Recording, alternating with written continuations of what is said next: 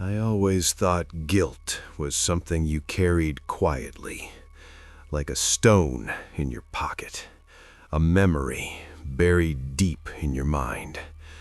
But that night, I learned something else. I learned that guilt can be alive. It can grow, and it can come back. This is a story about something that returns from the past, something that refuses to stay buried. I call it 214.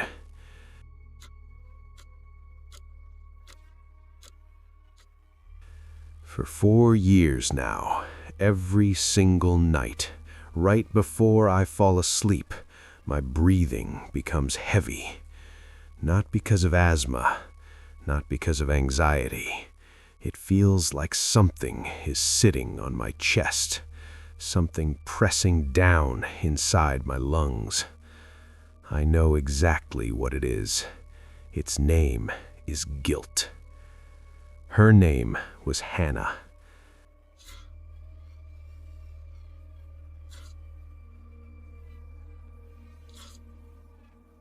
She was my best friend. We had known each other since elementary school. We grew up together until that night, the night of the accident. I was driving. It was raining. The road was slick and dark. Everyone knows that part of the story, or at least they think they do. What they don't know is what happened just before the crash.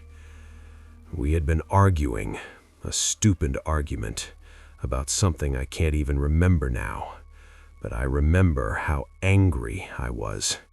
I remember gripping the steering wheel tighter. I remember pressing the gas pedal just a little harder. Hannah told me to slow down. She said my name. She sounded scared. I didn't listen. There was a curve in the road, rain, a sudden loss of control. And then, everything ended.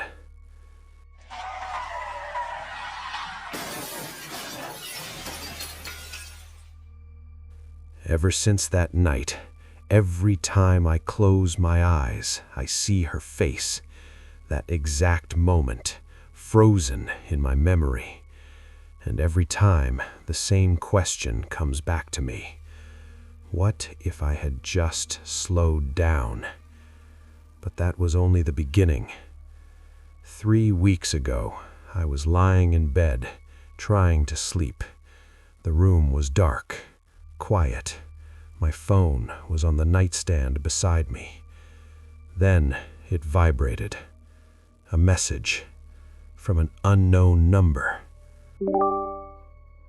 Are you there? I checked the time. 2:14 a.m. It was strange, but not terrifying. I assumed it was a wrong number, or maybe someone who had changed their phone. I didn't reply.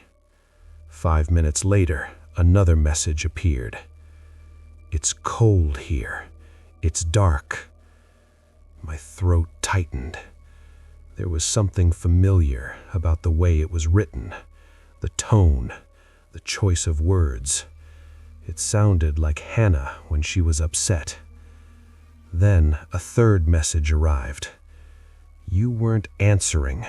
Why aren't you answering? Are you still mad? My hands started to shake.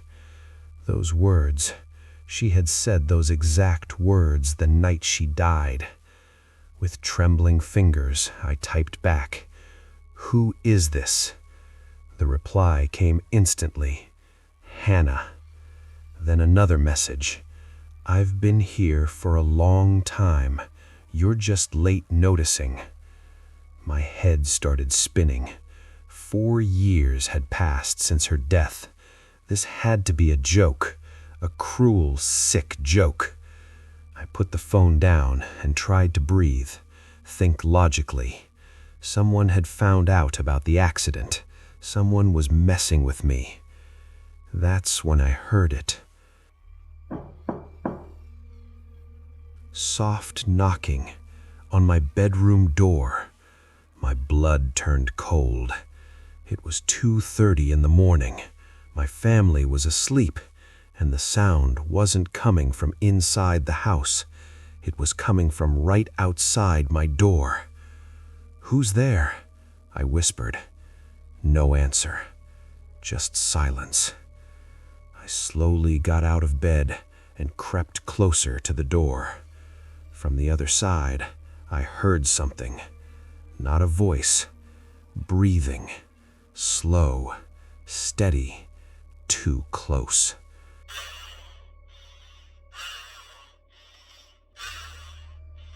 I reached for the door handle and stopped. Something deep inside me screamed not to open it. Instead, I backed away. I turned on every light in my room and sat in the corner, staring at the door. All night.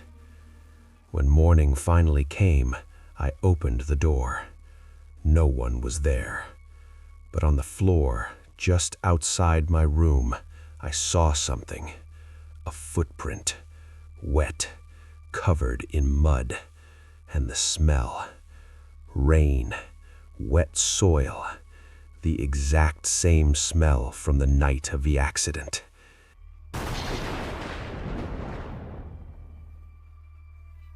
The next day passed like a dream. I went to my university classes, but I heard nothing. My mind was stuck on one thing: the messages, the knocking, the footprint. I tried to convince myself it was all in my head. Stress, exhaustion, guilt. That night, it happened again. At 2:14 a.m., my phone vibrated. A missed call from the same unknown number. Then a message appeared. "Why didn't you answer? I could hear you breathing." My heart raced. I started typing a response, but before I could finish, another message arrived. "Do you know why I always come at this hour? Because this was the last time I was alive. 2:14 a.m. And you left. You left me alone." Tears filled my eyes. "I'm sorry, Hannah," I whispered. "I'm so sorry." For a moment, there was no reply. Then the final message appeared. "Forgiving is easy. Forgetting is hard. And I don't forget."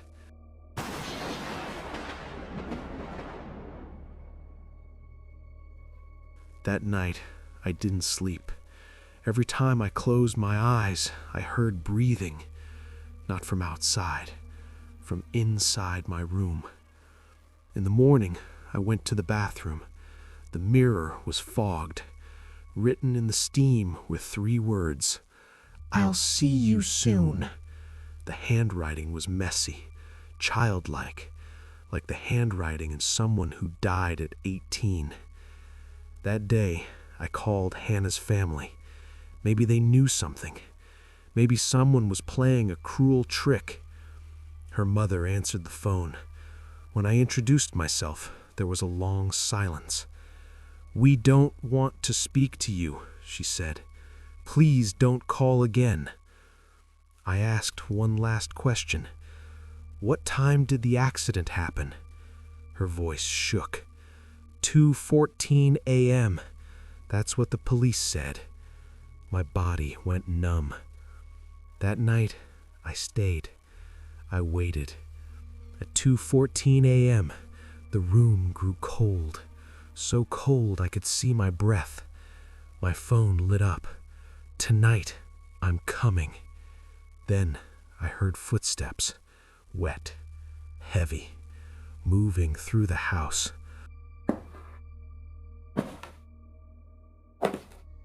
Up the stairs, the door handle turned, slowly. The door opened.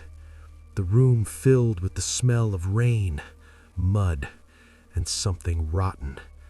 Then a voice spoke behind me. "Kian." It wasn't her voice. It was something trying to sound like her. "I forgave you, but now you have to come with me."